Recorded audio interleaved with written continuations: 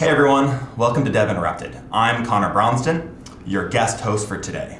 Now, normally I'd be behind the camera helping produce the podcast, and you'd be hearing from LinearB COO and co-founder Dan Lyons. But instead, Dan is our guest today, along with his co-founder at LinearB, our CEO, Ori Keren. Ori, Dan, thanks for taking the time to sit down with me today. Thank you, Conor. Yeah, awesome to be here. Dan, I gotta ask, does it feel a little strange to be on the other side of the mic? It feels great. First of all, thank you for being a great producer My of pleasure. the pod. And I feel honored to be on the other side of the mic. We have so many great guests that come on to Dev Interrupted, and I get to be a guest now. It feels awesome. Great. Well, hopefully we'll have a good experience here, and we'll set you up well for season 2 here. I'm excited for it. I'm really excited to be here in person in Austin with you both, and I can't wait to go in depth about your careers as engineering leaders, the founding story of LinearB, and also recap our first year of Dev Interrupted and talk about what's next. But I want to begin by giving the community a chance to get to know you both better. Dan, let's start with you. When did you know you wanted to be an engineering leader? Yeah, great question. I never had a goal to be an engineering leader. I didn't want to, I never said like, oh, I'm a software developer, I'm an engineer. What I wanted to do was create great products. Gotcha. That's what I was really into. So like growing up, like I was reading about Steve Wozniak, Steve Jobs. You can get a small group of people, software developers, that can create like a world impacting piece of software product. Totally. That's what I wanted to do. So I was more into that, and then software development was a means to actually get that done. It's the right tool for the job. Perfect tool. Awesome. So that's kind of how I got into it. Awesome. Yeah. And Ori, I've heard you say that you knew you were going to be an engineer in 5th grade. Yeah, actually, I don't know if I knew I'm going to be an engineer, but yeah, in 5th grade I got like my parents bought me like my first computer. It was a single spectrum ZX. Oh, you got the shirt. Yeah. T-shirt. Like, Very nice. And I started by playing some games there. They had cool like retro games. We all have to. Yeah. But then like I found that there's another thing, like there was BASIC, and you can like type commands and build like small programs, and it was magic. I forced my parents and my sister, hey, look at this crappy thing I built, hey, push the buttons and it does this thing. You ever tried to make a game with BASIC? Yeah. And it was the experience of sitting there and seeing them like trying to do stuff with it's a magic. I actually did other stuff in my childhood. I was an athlete. I played basketball, so I didn't know I was I wanted to be an engineer. But when I got my first job, it was actually like to the equivalent of Yahoo in Israel. I was like doing data entry, like doing plugging putting websites into an index. Yeah. And the room next door, there was the developer, and I said, hey, what are you building? And I got the BASIC book and said, it's the same thing that I did like 10 years ago. So I'm gonna start and this was my first job. And ever since then, I'm super excited, like building stuff, seeing what people are doing with the things that we're building. That's still like the kick. So I know that you both met at Cloudlock, but not all of our audience knows that. In fact, Adam in our Discord asked for the story. So let me ask 2 questions. 1, how did you both end up in Cloudlock? And 2, how did you meet and decide to eventually become co-founders together? So I went to school at Nova, and then I got my first job. It was in Jersey area. It was not a startup job. Okay. So it was like you're wearing, I had to dress up. I'm wearing collared shirt. On Wednesdays we had to wear a tie. I was a software can't picture developer. You like that, to be honest. I was just trying to ensure that I could actually get a job out of school. Totally. Yeah. 9 months into that, I was like, I can't do this anymore. Gonna look for a startup. Okay. So I started looking for a startup. I found what became Cloudlock. It was actually called Apergo at the time. Apergo, okay. I was like 23 years old. Did an interview there. And I don't know, it just felt like in 5 days or something, or whatever, you put in your 2 weeks. I'm packing up all my stuff from Jersey, moved to Boston, started out and just, it was an up-and-coming software company. I was a junior developer there. That's how I got started. Well, and you were like one of the first developer hires, right? I think I was like the second person. Oh. And And I didn't realize you had to move from Jersey. You're just like, I'm doing it. Yeah, I'm just done. Like pack. I had like a tiny apartment. I'm living by myself. Takes 2 seconds to pack. Throw it all in the car. It's like, okay, here's possibly a life-changing event. It ended up being a life-changing event. Yeah. Just when it made it happen. Yeah. What about you, Ori? I actually came to Cloudlock already with like some experience. When I arrived, before I was working in another company that got acquired, another startup in Israel that it was called Interwise that AT&T acquired. And then I did some other things. And a buddy of mine was one of the founders in Cloudlock, gave me a call, hey, why don't you join us? It was like the perfect timing. So I started building a team in Tel Aviv. I'm from Israel, from Tel Aviv. Right. And we built like the complementary product for Cloudlock. It was very successful. So we grew the team like to 10 people. This is more or less, I think, where our road crossed. Okay. So what year we was have a this? team in Boston. Great question. We have a team in Tel Aviv. Okay, let's think how to like merge them together. And was Dana an engineering manager at this point, or okay? Sorry, What year did we? This was like I joined early in 2012, and I think like at the end of the year we like joined forces and said, okay, let's build. I think I was like an up and coming manager. Yeah, so you kind of worked your way to engineering. For in the U.S. side, or it was in Israel. Israel, yeah. What made you two decide to become co-founders together later? Well, this is like 6-7 years later, but we had like quite a journey, right? So a year later, like we joined forces and we worked in all the permutations. At the beginning, like I became like the VP of R&D, then reported to me, and we built this amazing organization. Then, I moved to do some other role, and I told everybody the natural candidate to lead like this organization is Dan. So awesome. So I needed more stuff for me because I was sort of like a CTO. Hey, I need resources. So we had an amazing experience working together, seeing each other, high seas, low seas. I think that built a relationship. It's almost like a marriage to build a company. Yeah, exactly. It's we had like a remote relationship before it was. Oh, that's true actually. Yeah. Before you needed to do that, like you have to do now. Do you think that set you up for success in the modern era, as we'll call it? I'm pretty sure because I think so we worked a lot, like also face to face. I was traveling to Boston, then was coming to Tel Aviv. Like it's a lot of travel. But I think the fact that we started remote and it was always there. And when COVID hit, it was okay. Like we know what to do here. Yeah, we know what to do. Like that. And when we founded LinearB, right? I mean, if you think about Ori's in Israel, I was in LA. Totally. So it's just like, we already know how to do that. We already know how to do that type of work. I don't think I could ever there was a year that we didn't meet now because of COVID. And I don't think, I've heard a lot of stories of like founders, hey, like losing trust. I don't think like we would ever able to pull this off if we didn't have this like 100% trust. That makes sense. That's a good point. Professional respect to each other. Totally. So I also know a lot of leaders who listen to this show are maybe trying to start companies like you two have, or are part of companies that may seek to eventually be acquired or are looking to be acquired now. And you both went through a big acquisition with Cloudlock's $300 million acquisition by Cisco. Can you tell me a bit about that experience, maybe give any lessons learned for other leaders? I'll start. Yeah, go for it. I think so even before the acquisition, the things I really learned in this journey is like be restless. Okay. Like there's no point we say, okay, we made it. Like every point in the journey, keep pushing, keep iterating, keep changing stuff. Our CEO, Gil Zimmerman, I learned a lot from him. We still like a good relationship. I give him calls every now and then, but I think it's like ingrained into like the LinearB DNA. Like, okay, we're doing great. What is the game changer now can change everything? And Cloudlock had that, like really the great culture that even when we, were selling, $10, $15 million ARR, say, okay, is there something we're missing? Is there like a product or something that we can build that will change this? So I think that was like really one of like the biggest lessons I learned, and it's really got like into my DNA now. Was it tough though when you went to Cisco and had this like totally other culture you're having to deal with? When Cisco acquired us, so I gotta give compliments to Cisco. Cisco knows how to do acquisitions very well. Okay. To me, the experience was amazing Like That's the first 6 to 9 months was super cool. We were able to keep our brand. They gave us everything that we wanted. Well, we have to fight for some things like offices. Sure. And we know how to fight.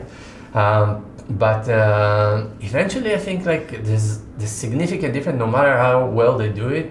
When you're a startup, your entire energy goes outside. Hey, Gotcha. know me, I'm here. You work in marketing, right? Right. We got it. We're amazing. See us, we're here. Yeah. And then when you're in Cisco and there's enterprise, all your energy is saying, how can I persuade these people to make this move? So Totally. that's like the significant difference that, like, at least for me, it was too much, and I decided like to move on. What about for you, Dan?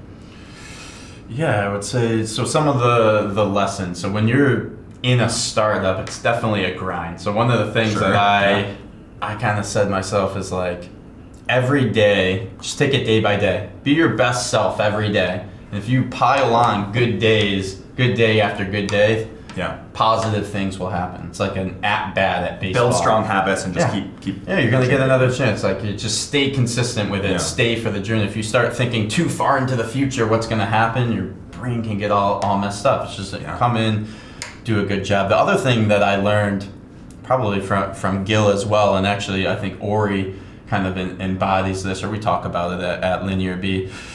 You got to know what time it is in the business.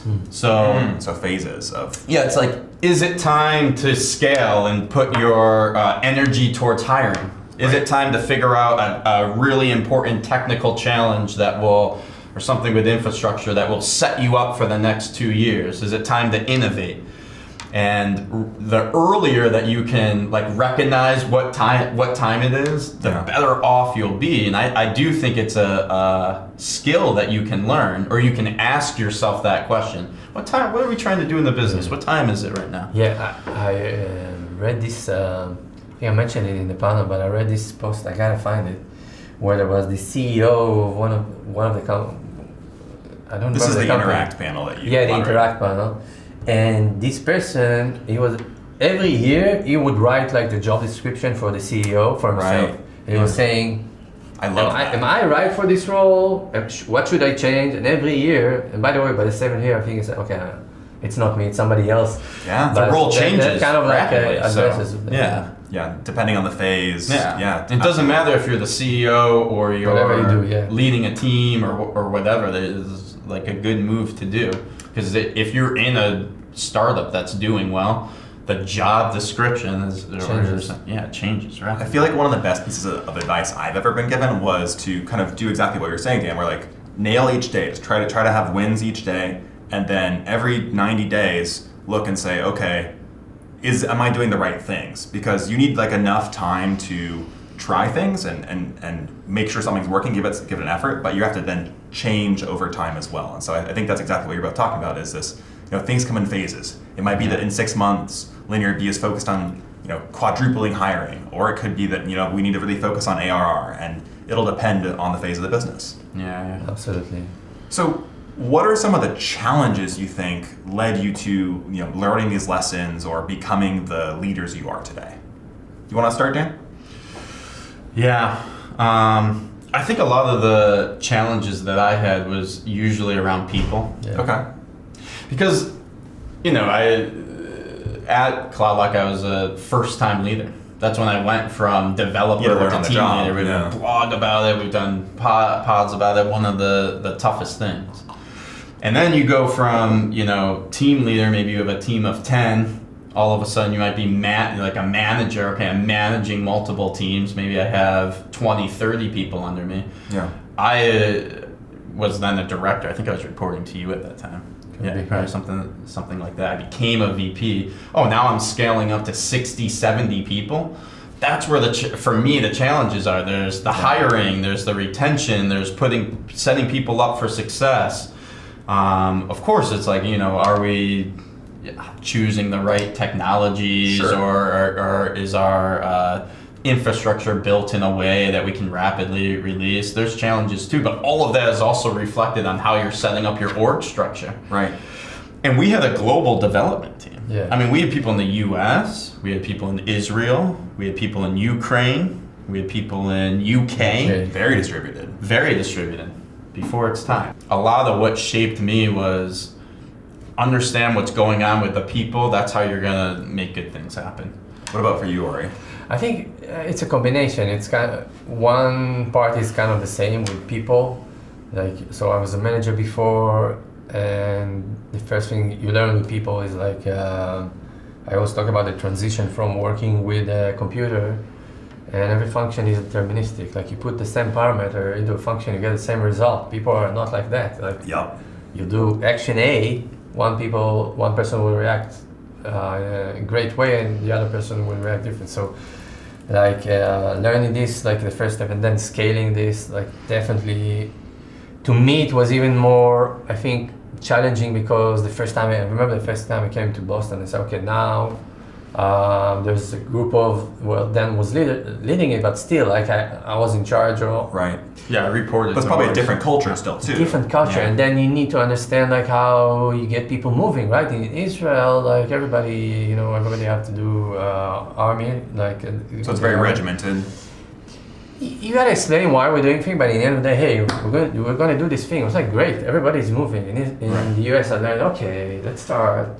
Here's the context of why we're doing this. Here are the other alternatives. We chose to do that, and it took me some time to adapt. And then was like super helpful, like how you communicate. Learn the different communication styles. Yeah, and also one last challenge. I had two roles. I had I was VP of R&D, and also was the site lead in Israel. So I think traveling, making sure everything was working, and building this operation in Tel Aviv kind of prepped me to what we're building here in LinearB. So those are my challenges. I'll say one more thing. Yeah, do it. There's like, because there's so many challenges, right? I just remember the other thing, since the business is moving rapidly, so that you can get a business idea faster than you can develop software. Like, I can think of the next thing.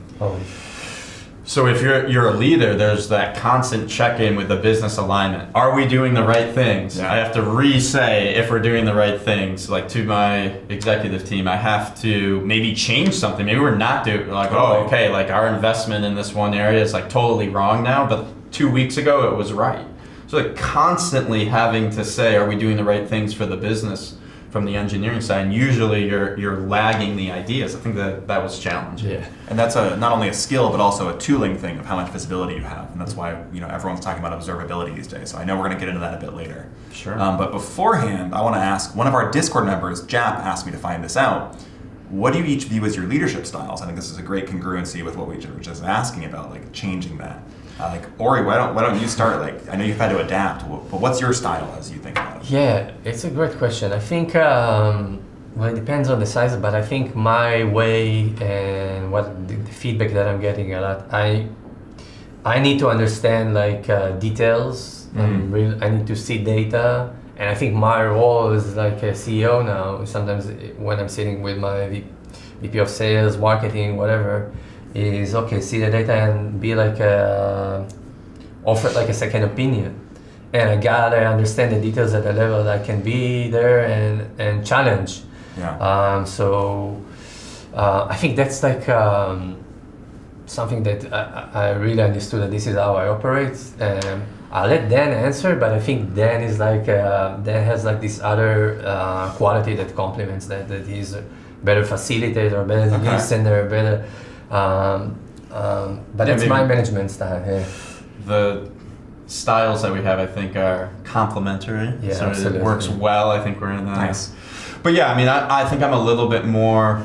I just try to think, how do I enable my people in the best way possible? Like, my job is to facilitate them being the best they can be, and I need to trust them like that. So someone that's working for me, like, honestly, has to be really, really good, because I'm putting a lot of faith that if I enable you, you're going to do the right thing. Totally. And I think stars are kind of born from that, or like stars kind of thrive in that type of atmosphere. Now, on the flip side, one thing that I have learned from Ori, and I want to get a little bit better, and some of the reasons that we founded LinearB, a little bit more data driven. If you can see the data, you can help people more, because you can see some of the behaviors that they're experiencing without having to go into every single detail about their job description.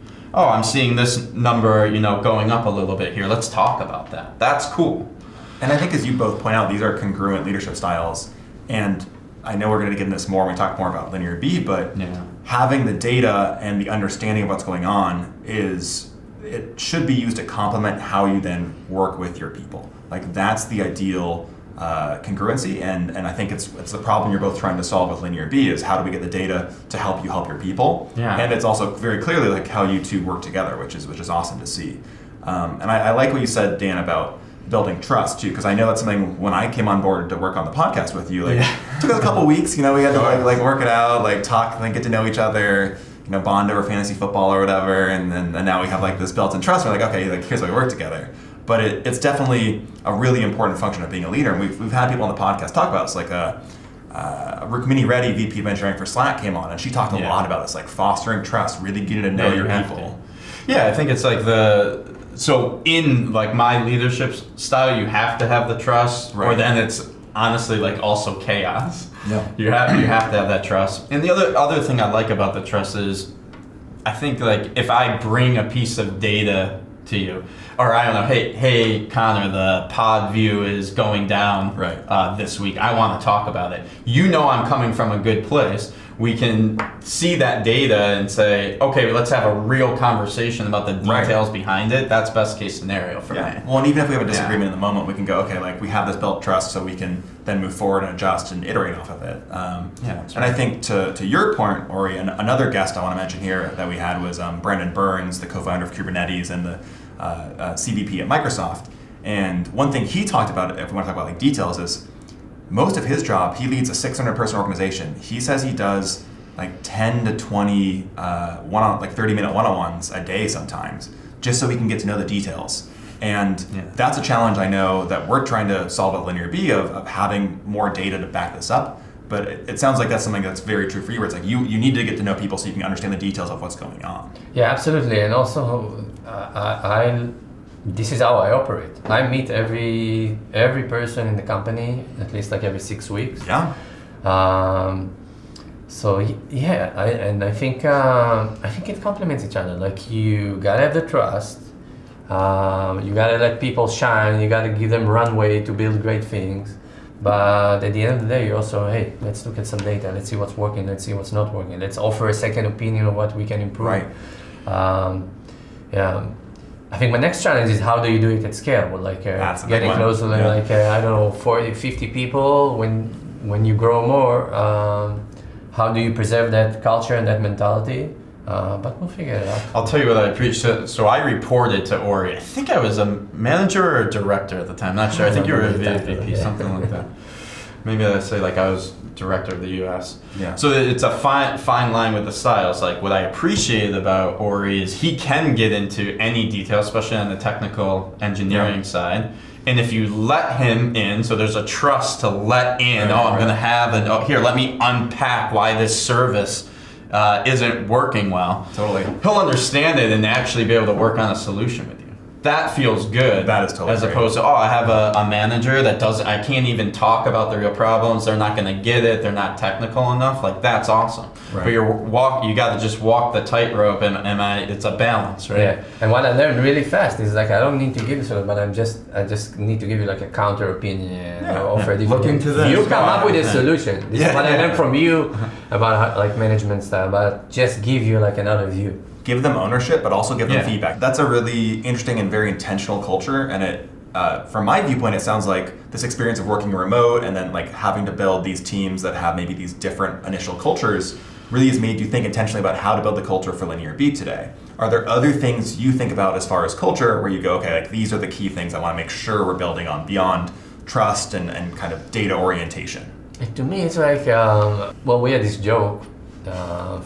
3 years ago, you would go to every company and you will ask them, what are your values? Right. And it's the same template for every company. Totally. So I can say here, we care about people, we care about customers. We do care about those things, but you got to practice it. And sometimes like it's better like to practice it than to talk about it. Yeah. But what I really love about the LinearB culture, and it comes from the leadership, not just us, from the management, is that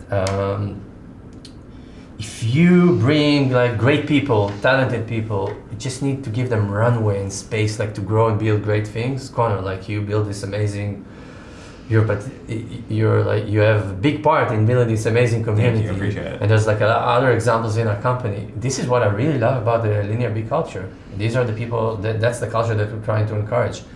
Bring great people, give them like space like to grow and build great things. Once they do it, throw more at them. Yeah. It's great. People like to do more things. So I really like that aspect about our culture. And one other thing about like the LinearB culture, again, everybody will say they're obsessed about customers, but we really are. Like, if a customer wrote something, whatever channel, Drift, Slack, gave us feedback, and it's been like 10 seconds, there's no answer, or are they like shaking? Last night, somebody jump in and give an answer to this customer. We're all here. It's obviously a work retreat, but people are definitely, like you said, they want to take ownership. They're excited, and I love that about what's happening here. I have like a small anecdote. Like one of our head of sales kind of told me, it's in a nice way, but he's like, hey, most companies really just celebrate when you make a sale. Yeah. And everyone goes, oh, that, and like CEO says like, that's the number one thing. You just made a sale. It's a big amount of money, and you celebrate. It's like, what I like about this company is we celebrate when the product's adopted. Yeah. That's like a different mindset. Like, okay, let's get it up and running. It's got to be used. That's what we're like most proud of. Great point. When teams sign up. So that was cool to hear him say that. Yeah. Oh, and it's true. Like when teams sign up for WorkerBee, people are going nuts in Slack. We're all stoked. We're like, yes, like it's working. It's going to help them. Yeah. Developers. Yeah. So I guess like we do talk about LinearB on the show sometimes, and I also feel like we've never really given folks a full deep dive into LinearB and how it started. We've kind of alluded to it a bit here, but what inspired the two of you to start LinearB? I think both of us left Cisco, at the same time more or less. But I was first. You were first. Okay. Got it. He was Dan's first. Like, no. He was first. Yeah. But I gave Dan a call. This was April or May or something like that in this is 2018. 2018. No, we started to talk. 2019 is where the company actually started. 2018 we started to talk. Yeah, year before about. Okay. And when the conversation started, one of the things, it wasn't still as clear on what we want to do exactly, but I told him, hey, this thing about, remember when our team was executing like crazy, everybody knew exactly what they need to do. And it's not necessarily related to the number. It happened at 20, then at 50 it wasn't so good, and 70 all of a sudden it was harmonic again. What is this thing that makes them understand what they need to work, and you can remove process friction from them, they're focused on their craft, and everybody's executing very well. Yeah. And we know how to report up. What is this thing? It's how can There's we... a problem here. Yeah, how can we find how can we help people that are going through the same journey to find that point and to optimize to that point?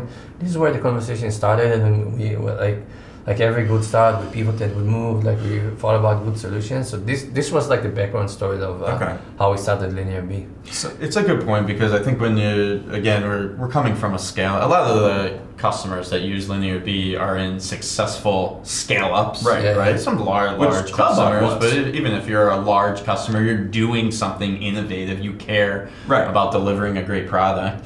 And to Ori's point, it's especially in the leadership or what I saw, you go through waves of I know what's going on and I know how to help. I don't know what's going on. I don't know how to help. I know what's going on, and it might be because you're hiring managers below you, or you're in the details, you're not in the details. It goes through waves. Some of what LinearB does, in the products evolve, but it kind of allows you to make an impact at any time. You can always have the ability to go and help your team be better. It's not just in certain waves. Visibility, yeah. Let's boil it down. So if someone's listening to the podcast and they're not familiar with the company, let's be really explicit. What's the problem we're going to solve for them? Yeah, so we think there's a super interesting problem in the world right now. I want to really describe two forces that are going against each other. If you're an individual developer nowadays, everything is faster. You can customize GitHub on your laptop. Everything is localized. You get all the notification. You access anywhere, anytime. It's access at any time. So everything is moving fast. And going into 2020, the development process for teams to work together was already, in my opinion, half broken. Okay. And then came 2020 with everything that happened in really the world, and I think it's a completely break. So LinearB's mission is to help teams help building working software and accelerate it and improve how you deliver software.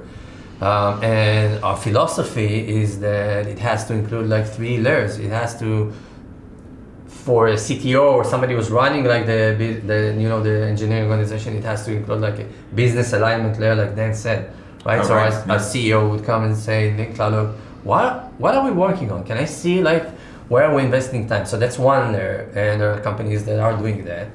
And there's another layer which says, okay, we have a development pipeline here. How can we optimize that things are moving fast? How to help my team solve problems. Yeah, remove bottlenecks, etc. Because in software, there's this, I call this bicycle syndrome.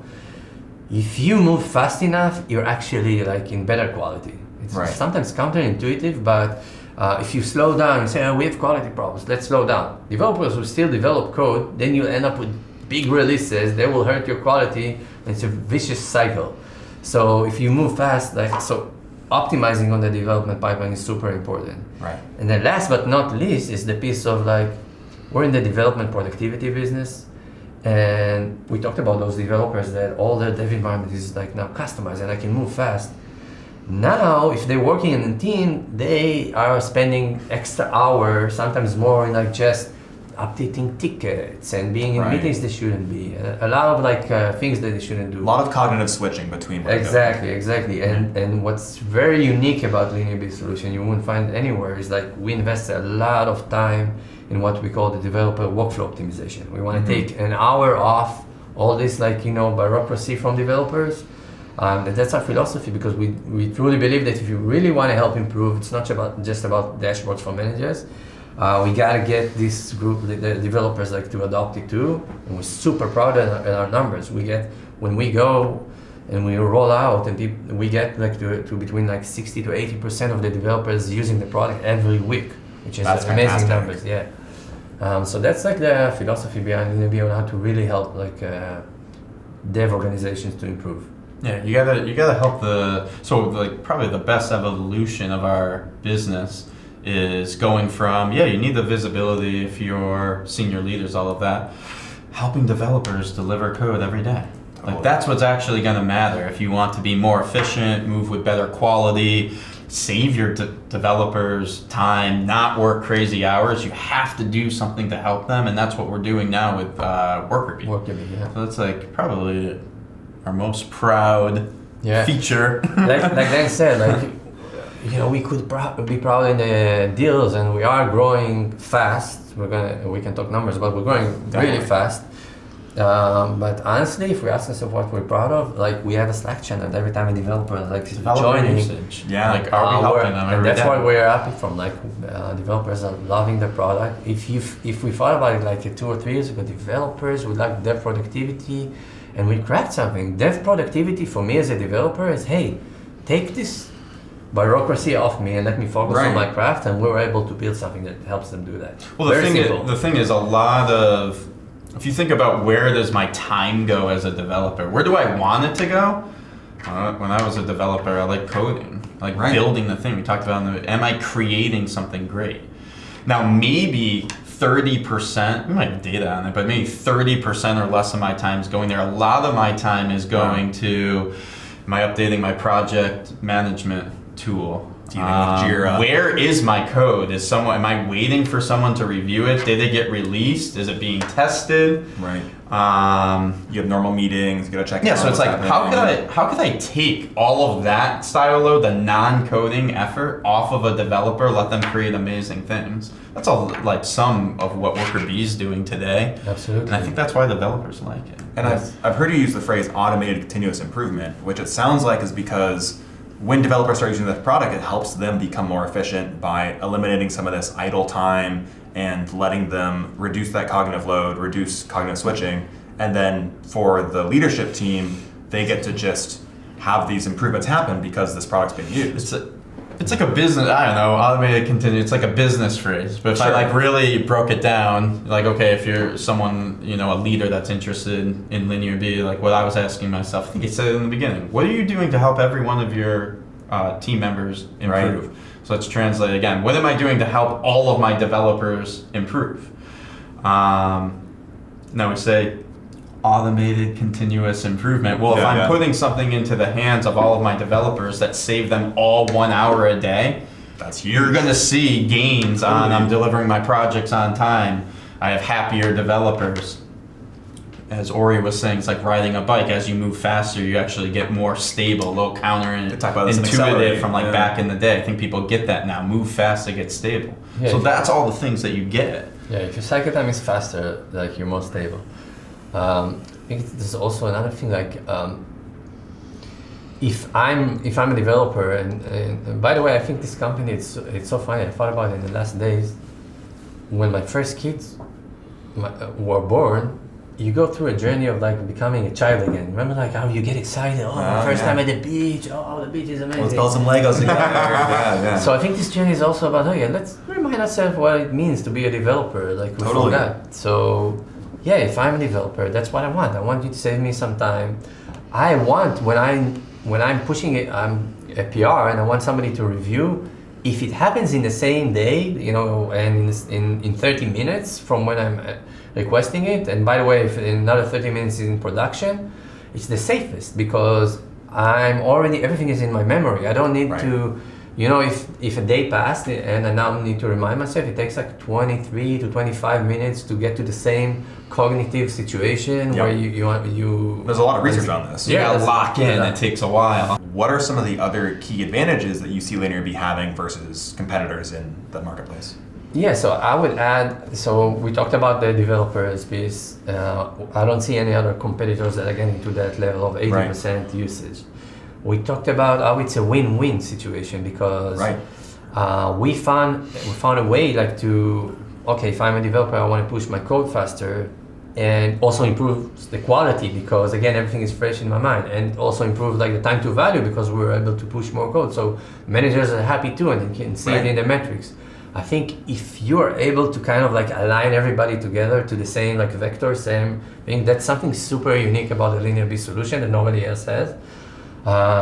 So the adoption numbers, those things, the WorkerBee tool is giving us visibility to first-party data that nobody else has, like, you know, the idle time. So we can continue to improve. Yeah, if I asked a review from Dan, I can know how much time it took to Dan like to understand that I asked him. We have some data that again nobody else in the industry has, and we're building intelligence and solutions upon this data. So we feel very strong in what we have, and we'll continue to improve. Awesome. The automated continuous improvement and workflow optimization that LinearB is doing, particularly with WorkerBee, is super exciting. How do you see that expanding and growing in the future? We have a feature, right? It's called WorkerBee. Developers are using it. I think it's doing a really good job right now in the pull request review lifecycle, making that more efficient, giving the time back to the developers, kind of letting you know, hey, maybe this is the best pull request to review right now. We got some interesting machine learning going on there that says, hey, this one will take you 13 minutes, but based on past behaviors, based on your past behaviors, like this other one's going to take you like 45 minutes. Don't start it right now. Because starting and stopping is like the worst thing you can do. Yeah. So, that's kind of what it's doing now. Now, like, where I see it going, so more actions. I can take an action, because you're getting these messages into Slack right now. I can take an action, I can merge the PR. Maybe some more visibility into what your code is doing in production. Did it get released? Is it being used? Okay. That type of thing. But the other thing that we've been talking about that I think will be really cool is reduce that project management stuff. Yeah. Like, I don't know, you're using Jira, you have to link a branch to a Nobody likes Jira, ticket. I mean, I think it's just like, I think developers don't like not coding, and that's a non-coding activity to update your manager or what's going on in the iteration, where my ticket is in the life cycle. So how can we automate that then? Yeah, let's link the branch up for you automatically to the ticket. Let's move the ticket around. We've been talking a lot about that. I think that will save more time. Cool. So there's a few interesting things that we're doing. Yeah, definitely. Yeah. If I make every developer in my organization's job easier and save them time, that will trickle up to the entire rest of the organization. You see it in the data. Yeah. The cycle time goes down as more developers use worker bee. It's like, I don't know, like if I was a developer, to be honest, I don't know that I really care that the cycle time is necessarily going down. But I want to what does it mean to me? I'm getting more, I'm getting my work out. But if you're like a leader, right, your responsibility back to the business is to deliver projects on time, right? Do what you say you're gonna do. Like, if you care about doing that, you want your cycle time to decrease. That's what it does. Right, and as a developer, my code gets to production faster. I don't have to come back to it 2 weeks later and go, okay, what was I doing here? Happier. Just get it done, and I get to code more. We also want to integrate a little bit better to everything that happens after you release your code. Yeah. Was your release successful? The DORA metrics, everybody's talking about change failure rate right now. We have some great solutions that are coming up, to have a full, package of all the DORA metrics. Awesome. So playing a little bit about how stable it is once you release it. Gotta do it the right way. Know that there's actually an incident in production. What release is it related to? Some cool what stuff release there. And what even code, trace it all, correlate it and trace it all the way to the ticket and the code. Yeah. So I've dragged us down into the weeds a bit. So let's zoom out a bit and get to know LinearB a little bit better. The two of you raised a successful $16 million Series A back in March of 2020, March of 2021. I forget what year it is. Okay, it's been a blur, folks. Yeah, it's a blur. 21. And March 2021 seems like 3 years ago. It really does. Ori, can you tell the audience a bit about the team and who's backing LinearB? So our team in LinearB, so we have an R&D team that is based in Tel Aviv, a very, very strong team. We have an amazing team on the other side of the ocean in the US, based on a couple of hubs, success, marketing, sales. And in terms of who's backing LinearB, we were lucky because we have an amazing board. And we have Ariel Maislos, that he was a part of angel investors that invested in LinearB from the beginning. Awesome. Really supportive. I really sometimes he's challenging us I'm challenging Orange. But Ariel's awesome. Ariel's sharp. Great entrepreneur. Yes, great. And then you have Gil Gorn from 83 North, it was also amazing. And all the crew there is amazing. And we did a round with Battery and Tech Aviv partners. Huge. Also, two amazing investors. Dharmesh from Battery is adding so much value to us. He has this perspective. We've seen how companies scale. He's seen how do you go from 2 million or 3 to 8 to 10. Yeah. So we have some good and further on. So we have some good advices there. Amazing board. Yeah. Pro tip: choose the right investors. Yeah, I've heard that. Our investors not only believe in the company, they know the space. They bring something to the table. Yeah, developer adoption. That's what matters. I would add to that. It's not always it wasn't always the best, highest offer to take. Yeah. Sometimes we took the second best, but the first best in terms of people. Yeah. Overall, will be best for the company. So let's say someone's considering applying to a job at LinearB. What are other things you'd want them to know? How would you pitch me if I'm applying? Honestly, my style of pitching, I know people are really nervous when they're talking. So I'm saying, hey, let me tell you about my journey. Yeah, I remember that. All the way from a developer until now, kind of telling the LinearB story and what is and where we are right now and what we're looking for, and then the culture. We talked about how demanding it is, but also how we let people grow and build great things. And then honestly, those are the things that I'm looking at when I'm in an interview. I want to hear about similar experiences where you saw a problem and you say, okay, now I went in and I wanted to build something big that Let's take solves this that opportunity problem. and grow Yeah, yeah, that's like the kind of quality that I really like to look at people. But that's at least my style of how I would interview and pitch how you LinearB. pitch on, What about you, Dan? I don't even pitch. Like I'm not pitching. We're great. No, it's not. It's not even that. Like what I'm trying to figure. So if you come to LinearB, you have an opportunity to make an impact beyond just even the role that you're signing up for. If you want to grow your career, everyone works hard, of course, and you want to work hard, but you want to get something out of it for yourself. If that's the right time in life for you, that's what we can offer. Right. So I try to just describe, here's what's going on at LinearB. Right. Is this the right situation for you in your career? Okay. And a lot of great people like you said, yeah, it's the right time. Other people might say, hey, that's not the right time for me. I'm not like I need to be at a company that, I'm not ready for that big growth, I guess. I need to coast a bit. Oh, it's not the right time for you. But I mean, honestly, I'll pitch it a little bit here. There's also some great benefits too. We have 8 weeks of paid parental leave, so it's something where it's a challenging role. There's a lot of opportunity that you want us to seize, but there's also a supportive environment. I think that's a huge congruence. You have founders that have kids and families, right? It's different.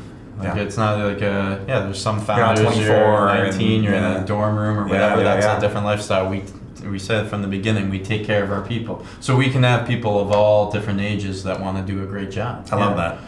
Are there any mistakes that you feel like you've made so far that you're like, oh, people should learn from this, or that you feel like you've learned from? You mean today, or we make mistakes every day? Yeah. Just so far in the life cycle of the company.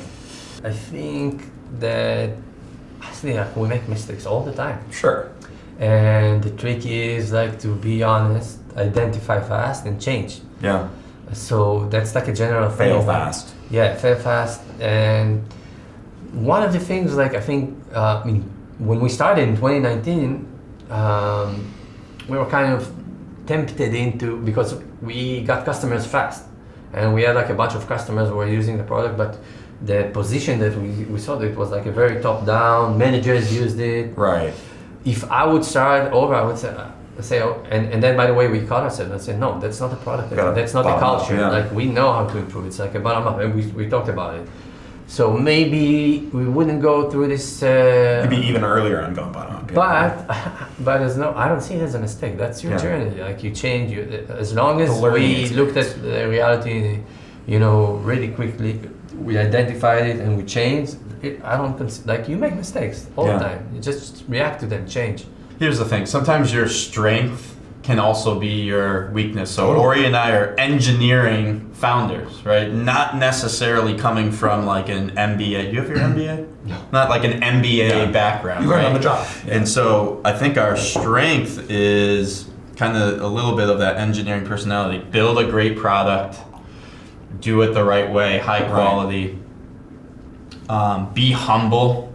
You're not bragging or being super eccentric. Now, on the flip side, I think maybe sometimes we've built something that is unbelievable, and maybe we need to double down on getting the word, not even the word out there, or hire more sales more rapidly, or you actually, sometimes our investors, you have something incredible, you need to go 100 times faster, and so our personnel is a little more conservative. Or say something. You should hire some more people with the podcast. Absolutely.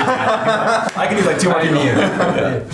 So I don't know, maybe just open it up a bit and knowing, hey, you really have something incredible. Yeah, go get, we're going to have 1 million developers using we have a great aspiration, 1 million developers using our work review. So it's a little more explosive. All right, well, I want to close by giving the community a bit of a recap of our first year of Dev Interrupted. Wow, I think it's been a year. And a bit of a look at what's next. So, Dan, what are some of the biggest takeaways from a whole year of hosting the Dev Interrupted podcast? Okay, so I'll try to do it from a few different perspectives. It's the first pod that I haven't been a podcast host. This is my first pod. On the job, like you one said, thing, just a little entrepreneurial spirit. Totally. You can start something like a podcast. You're an engineering leader. People want to hear what's going on, and there's not as many avenues for engineers or engineering leaders to speak about a story or to show like something impressive that they've done or something that they've learned than you would think. Particularly for leadership, I feel like. Yeah, particularly for leadership. I don't even know if all developer stories really get out there either, but particularly for leadership, probably an underserved group of people. So we had an incredible season 1. The guest list is like, oh my God, if you haven't listened to the episodes, check them out. There are nuggets of knowledge in there that can jump careers, become an elite leader. Right. So I guess I would just say like what I learned is there's so many stories out there that haven't been told. I'm happy we were able to get those stories out there so other leaders can improve. I'm excited about it. You know, personally, I'm particularly excited by some of our recent episodes, like Heidi Williams, who came on. She's the head of B2B and platform engineering at Grammarly. And some of our upcoming episodes in season 2 are really exciting too. You know, we have Jason Warner. He's the former CTO of GitHub and the managing director at Redpoint Ventures now. So he's going to have a really unique perspective, I think. Yeah. He's coming on the show for season 2. Do either of you have any particular favorite episodes of past year, Ori? Well, Besides your own. I like to listen to everything, like all the great stuff that you're doing. But I had the opportunity in Interact, like to host a panel. That was cool. So it was the first time where, you know, when you're running a company, you're always like heads down into your own small universe. So to me, it was really refreshing to have a panel of 3 engineering leaders. Yeah. And 4, I think, sorry. And I learned from each one of them, like in like this 1 hour, I said, hey, there's this thing, you can listen to people and learn from them, not just be focused on your journey. So it was super refreshing experience for me. All of them were great. So I really enjoyed the panel. Really, the first time I enjoyed like being the host or being like the the facilitator of that. Yeah, so to me that was like a fun experience. Besides like listening to all the good stuff that you guys are producing. If anyone did miss that, it is live on our YouTube. You can check it out there. The whole thing's on there. I also intend to get several of those leaders back on the podcast in season 2, so we'll hear more from them. Cool. Right. Dan, what about you? Favorite episodes? Yeah, I was gonna go with the cop out of like they're all great, but I actually do have a favorite, and they all are like pretty damn good. I like the Charity Majors. Yeah, she was amazing. Honeycomb. So, you know, I have a pretty good engineering story, you know, had some successes, we're doing the LinearB thing, things are going great. I was, like, Charity inspired me. That's when I'm like, oh, this pod, like, you know, this is my favorite, because I came off that pod, because she has a whole thing about, gotta get code out there, 15-minute feedback loops, you know, some 15-minute or bust, right? Like some like brash like ways of saying, hey, if you're at a company that doesn't respect like having a quick cycle time, getting your work out, go somewhere else. Like I felt rejuvenized and energized by that conversation. I would say, Charity Majors. She has this tweet or something I heard that said that's like releasing code should be as unremarkable as a heartbeat. Yeah.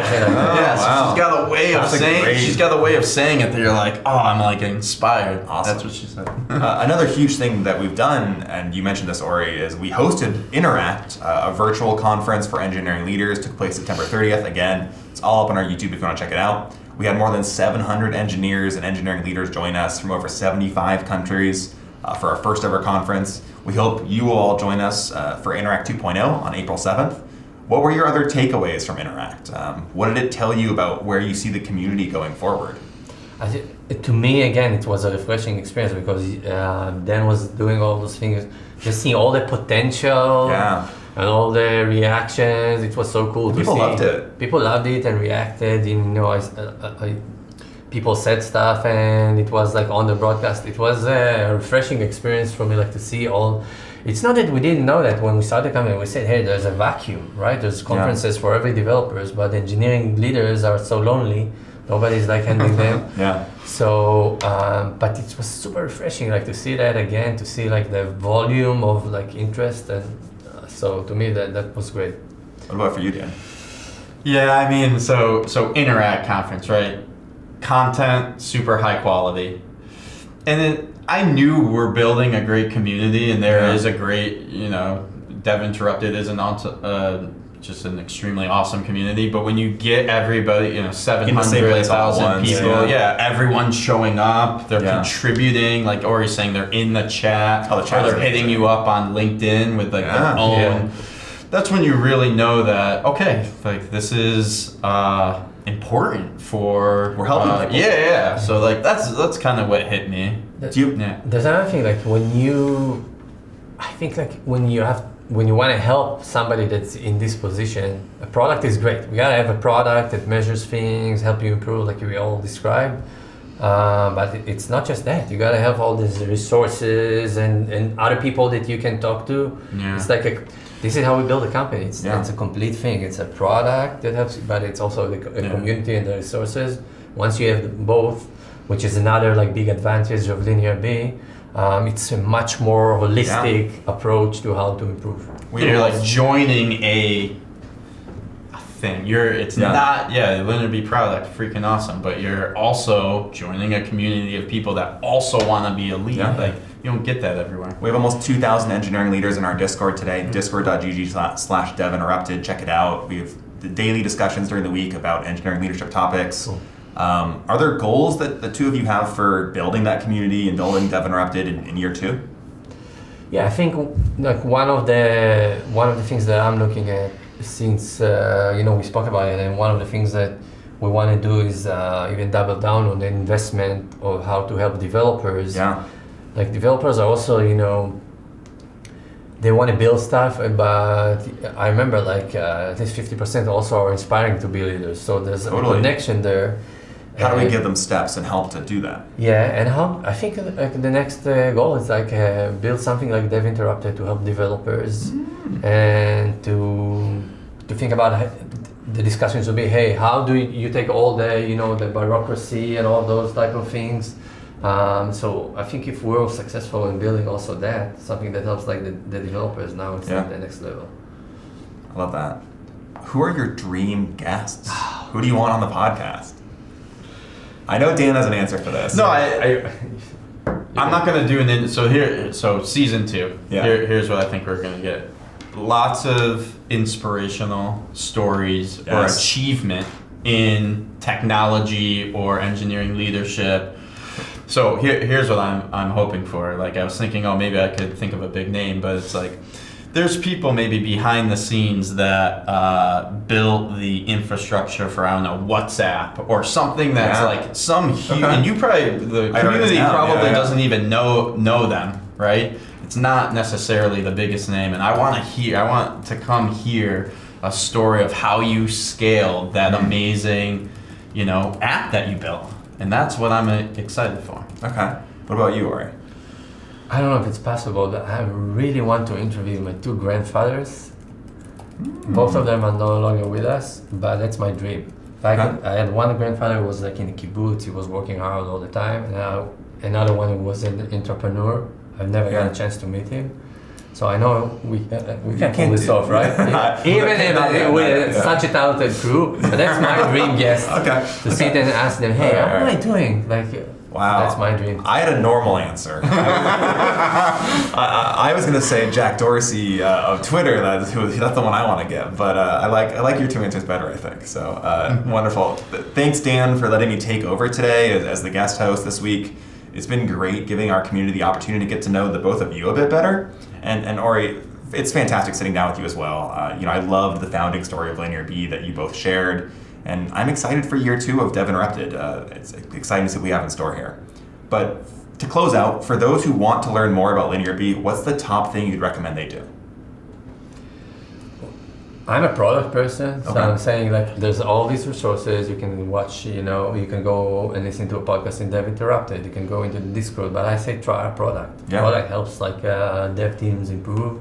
It's a self-serve, you can start within like 2 seconds. Awesome. So the best recommendation, use a product, tell us if it's good, tell us if it's bad, tell us everything. LinearB.io, check it out. Yeah. And if you're interested in joining a really incredible company, it's a great place to check out our career page too. Awesome. Anything else from you, Dan? No, I mean, we talked about the community, but it's hard to go. We built the product that you can try it for free. It's easy to get set up.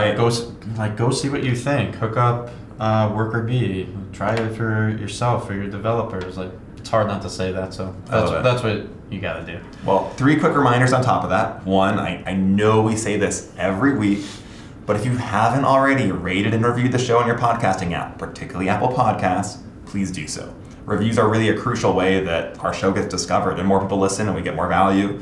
And also be sure to join the Dev Interrupted Discord community, because we all accrue value from people being engaged with this, because the discussions get better every day, where engineering leaders have these kind of conversations all week, and we dig into how to improve your engineering organization. So make sure you join the Discord. And we're gonna have links to this all in the description below. And third, I just wanna say thank you to the nearly 2,000 of you who are now subscribed to our weekly interruption newsletter. We bring you articles from the community, our weekly podcast, inside information, and a look at what's coming for Interact 2.0 on April 7th in 2022, and also what's coming in Dev Interrupted Season 2. So as always, like I said, links will be in the description below, and thanks for joining us for another week of Dev Interrupted. Thank you, Conor. Thank you both. Yeah, thanks, Ori and Dan.